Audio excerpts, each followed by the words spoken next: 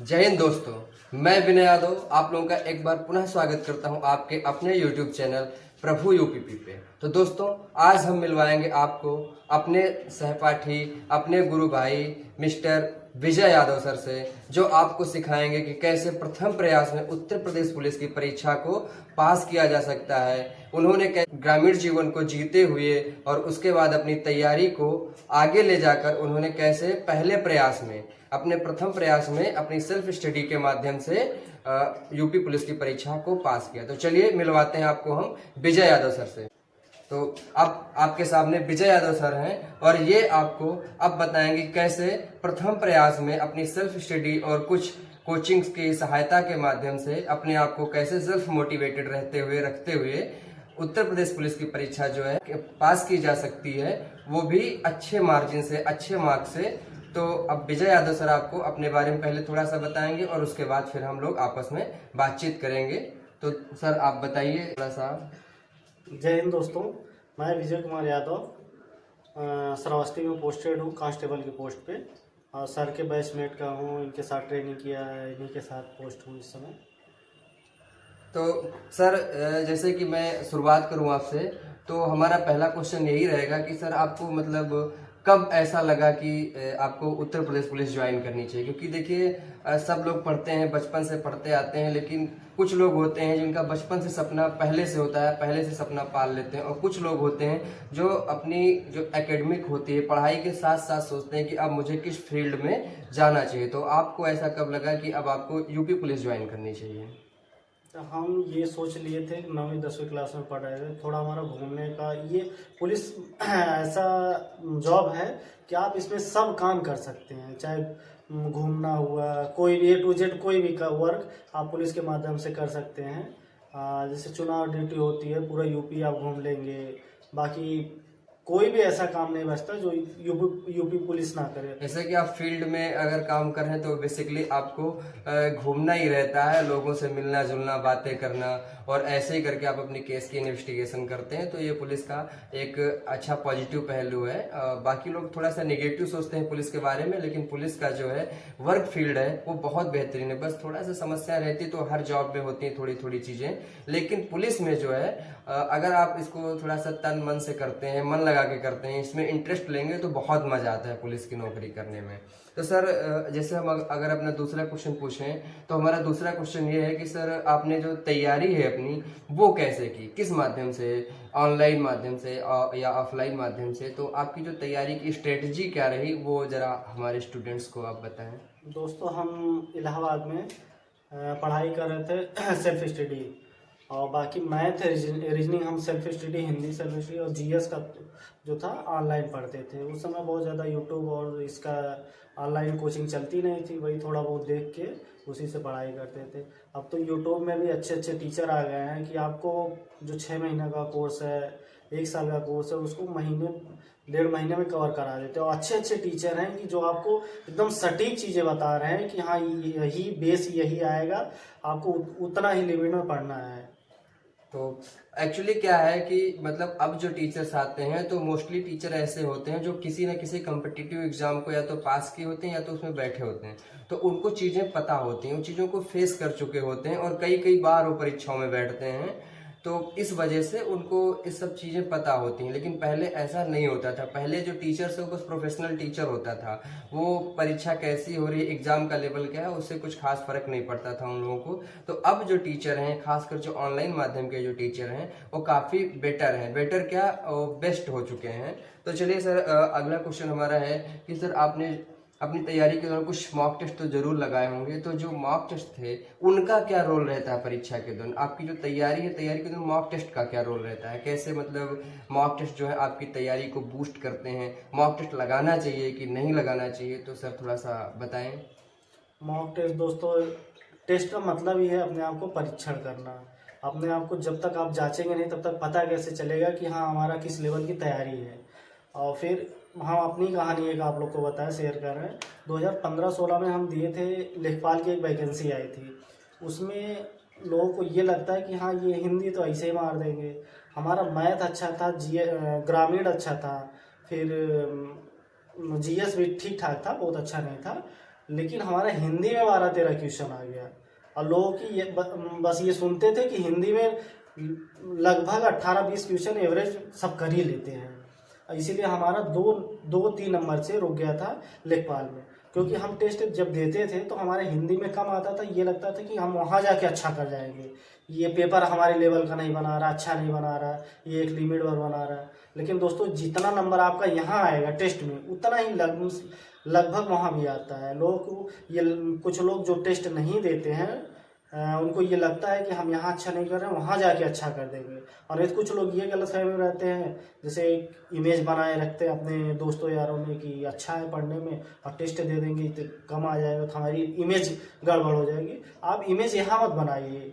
एक टेस्ट गड़बड़ हुआ, 2 टेस्ट गड़बड़ हुआ, उससे आपकी यहाँ इमेज नहीं बिगड़ेगी। आपकी इमेज तो वहाँ होगी जहाँ परीक्षा देंगे, वहाँ अच्छा नंबर आएगा, उसके बाद तो आपको पता चलेगा।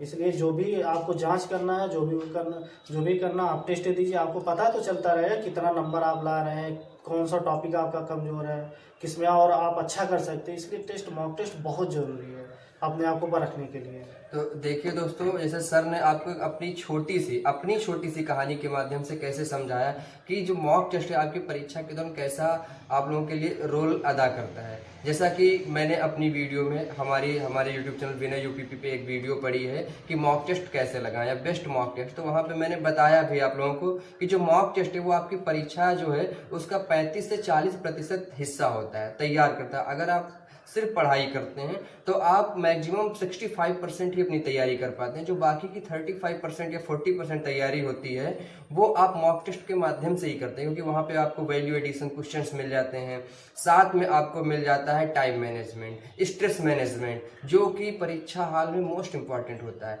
आपको भले कुछ भी आता हो, आप 40 के 40 क्वेश्चन कर लो यूपीएसआई के हिंदी के, फर्क नहीं पड़ता, लेकिन जब आप वहाँ पे स्ट्रेस मैनेजमेंट नहीं कर पाएंगे, टाइम मैनेजमेंट नहीं कर पाएंगे तो आपके 40 नहीं हो पाएंगे। अगर 40 हो गए तो 40 में 10 गलत हो जाएंगे, तो आप सिलेक्शन से कोसों दूर हो जाओगे। तो अगर आपको सिलेक्शन लेना है तो पहले एकदम झाम फाड़ आपको मॉक टेस्ट लगाने हैं, जितना लगा सकते हैं। मैं ये नहीं कह रहा कि आप 100 मॉक टेस्ट लगा लो, लेकिन कम से कम 30 से 35 मॉक टेस्ट लगाइए। चाहे वो आप ऑनलाइन लगाइए, ऑफलाइन लगाइए, कैसे भी लगाइए। आपको कोई कोचिंग सेंटर फ्री में दे रहा है, फ्री में लगाओ। ये बाउंडेशन नहीं रहती कि आप किस कोचिंग सेंटर के लगाओ, चाहे जिसके लगाओ, क्योंकि सबका लेवल सेम रहता है। और मॉक टेस्ट के क्वेश्चन कभी नहीं आते हैं पेपर में, हो सकता है कभी आ जाए तो अलग बात, वरना मॉक टेस्ट के पेपर में क्वेश्चन कभी नहीं आते हैं। बस मॉक टेस्ट आपको अपना सेल्फ एग्जामिनेशन करना, स्वतः परीक्षण करने के लिए बहुत आवश्यक है। अपनी तैयारी को ना और अपने मोटिवेशन लेवल को बूस्ट करने के लिए बहुत आवश्यक होता है। तो सर, जैसे अगला हमारा क्वेश्चन रहेगा कि आप जो तैयारी से हम सभी लोग करते हैं, आपने भी तैयारी की, तो उस तैयारी के दौरान एक समय ऐसा आता है जब हम लोग को लगता है कि यार मतलब क्या हो रहा है, बहुत ज़्यादा बोर होने लगते हैं, एंजाइटी होने लगती है, थकान सी हो जाती है, मानसिक थकान हो जाती है। तो उन सब चीज़ों से सर आप कैसे निपटे? आप मतलब उन सब चीज़ों से निपटने के लिए क्या है, क्योंकि बहुत सारे स्टूडेंट हैं, हमको ही मैसेज करते हैं कि सर अब कुछ हो नहीं रहा, वैकेंसी नहीं आ रही। सबका क्वेश्चन सबसे ज़्यादा यही रहता है कि वैकेंसी नहीं आ रही, अब क्या करें। तो भाई देखो, इन सब चीज़ों को हम लोगों ने भी फेस किया है, वैकेंसी का वेट हम लोगों ने भी बहुत किया है। तो ये सारी चीज़ें सबके साथ होती है। सर आपको बताएंगे कैसे इन सब चीज़ों से निपटा गया है। दोस्तों, ये वैकेंसी नहीं आना ये तो सरकार के ऊपर डिपेंड करता है, लेकिन जब वैकेंसी आगे चली जाती है तो उसके बाद आपके पास कोई जवाब नहीं होता है। तो आप इतना लेवल अपना इतना तो बनाए रखिए कि वैकेंसी आएगी तो अब की हम जाने नहीं देंगे। जैसे मान लीजिए 4 साल 5 साल में एक मौका आपको मिल रहा है, और फिर अगर वो मौका चला जा रहा है, कोई आपसे पूछेगा कि पिछली वैकेंसी में आपने क्या किया, तो आपका जवाब क्या होगा? ये तो एक बहाना के तौर पे हो जाता है। हाँ, सरकार कुछ लेट कर देती है कि किसी वैकेंसी में टाइम नहीं होता है कि कब तक परीक्षा होगा, कब तक, उससे लोग डिमोटिवेट हो जाते हैं। कुछ लोग की आर्थिक स्थिति सही नहीं होती है कि बाहर रहकर हम पढ़ाई कर लें, नहीं तो पढ़ाई पे ही हम कंसंट्रेट हो पाए। उनको घर का भी जिम्मेदारी होता है। तो आप ये मत सोचिए वैकेंसी नहीं आ रही, कब तक आ रही। आप ये मान के चलिए कि आने वाली वैकेंसी लगभग 6 महीने में परीक्षा किसी हर हाल में करा ही देगी। तो उस हिसाब से आप तैयारी बना के चलिए। और रही बात जो डीमोटिवेट हो जाते हैं लोग, अपने आप को डिप्रेशन में कर लेते हैं कि यार पढ़ाई नहीं हो पा रही है, आप प्राकृतिक वातावरण में चले जाए, कहीं पार्क में घूम आइए दोस्तों यार के साथ, और फिर लोग को ये लगता है कि कुछ लोग पढ़ते पढ़ते डिमोटिवेट हो जाते हैं। लोग सोचते हैं कि हम बात कर लें, दोस्तों यारों से, रिश्तेदारों से बात कर लें। इससे क्या होता है कि सबके दोस्त और रिश्तेदार एक बराबर नहीं होते कि हाँ कि आप बात करने के बाद मोटिवेट ही हो जाए। कि कुछ ऐसी बातें हो जाती है, अपनी परेशानी बता दे, कोई ऐसी बात हो जाए कि आप और ज़्यादा डिप्रेशन में पहुंच जाए। इसलिए बात का बहुत ज़्यादा वैल्यू नहीं होता कि आप उससे बढ़िया सो लें, नहीं तो आप अपने फैमिली मम्मी पापा से बात करें।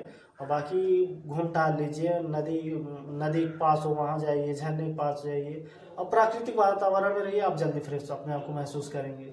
तो जैसा कि दोस्तों आपको सर ने बताया कि कैसे मतलब आपकी तैयारी, देखिए तैयारी जो है आप अपनी उस लेवल की रखें कि अगर मैं कल आपसे बोल दूं कि कल आपका एग्जाम है, आपको परीक्षा देनी, तो कल आप 220 नंबर लाने की हालत में होने चाहिए।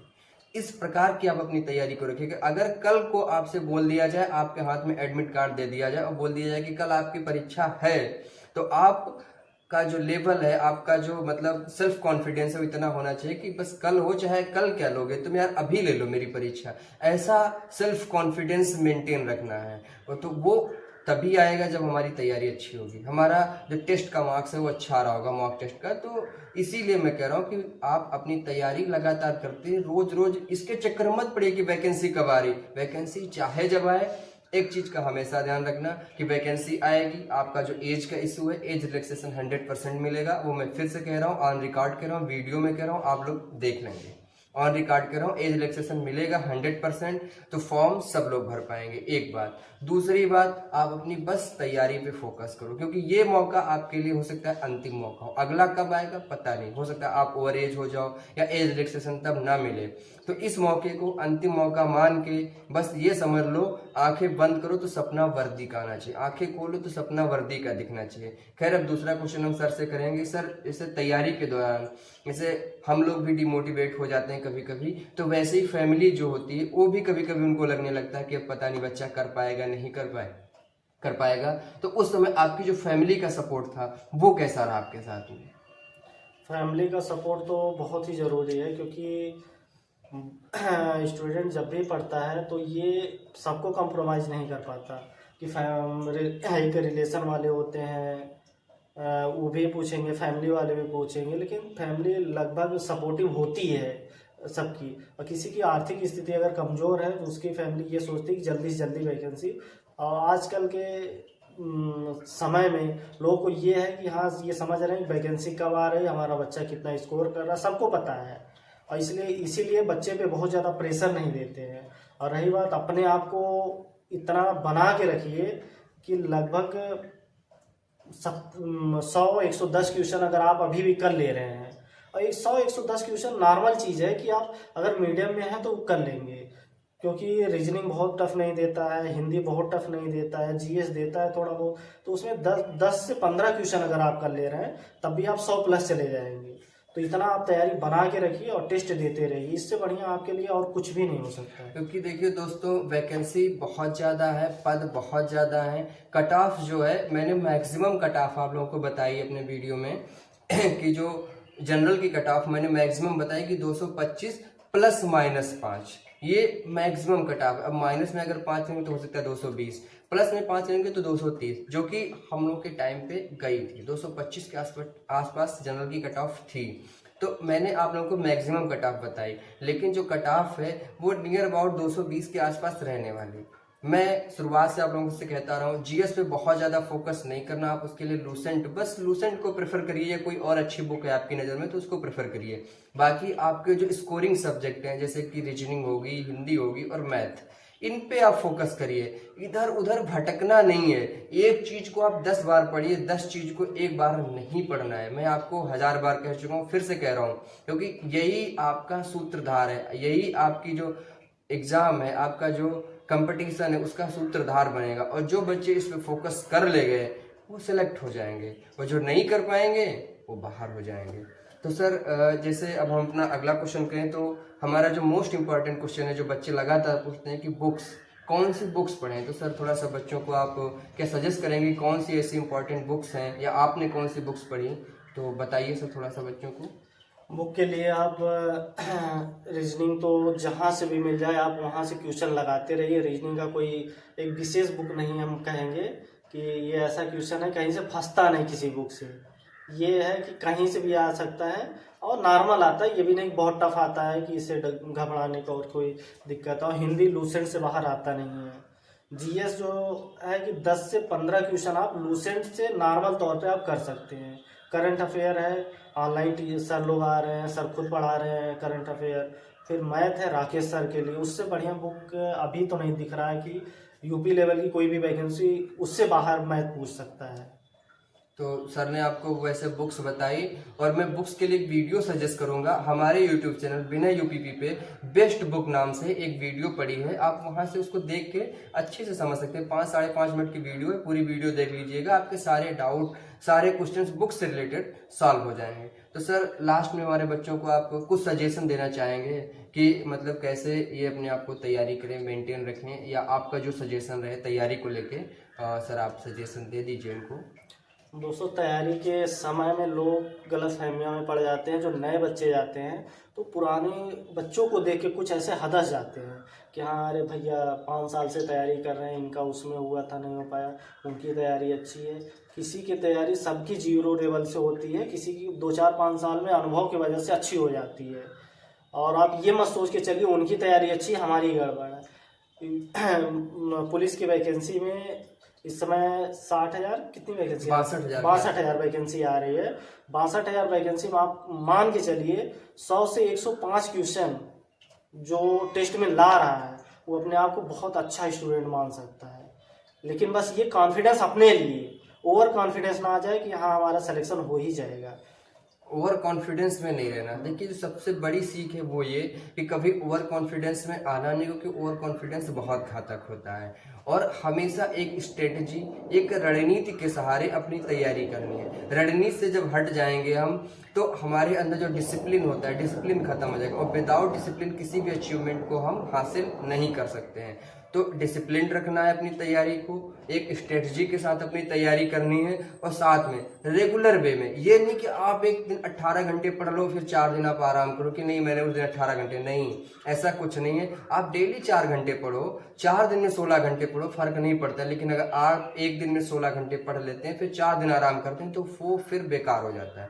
आप डेली 4 घंटे, 5 घंटे, 6 घंटे, 7 घंटे जितना पढ़ सकते हैं पढ़िए, लगातार पढ़िए और ये समझ के पढ़िए कि अगले 100 दिन के अंदर आपकी परीक्षा है। और 100% ये बात मैं कह सकता हूँ कि अगले 100 दिन में आपकी परीक्षा हो जाएगी। वैकेंसी चाहे जब आए लेकिन 100 दिन में परीक्षा हो जाएगी। तो दोस्तों इसी के साथ हमारा आज का जो सेशन है ये समाप्त होता है। फिर किसी अगले दिन हम मिलेंगे अपने किसी अगले सर के साथ जो आएंगे आप लोगों को और मोटिवेट करेंगे। और इसके साथ ही दोस्तों जय हिंद, नमस्कार। जय हिंद दोस्तों।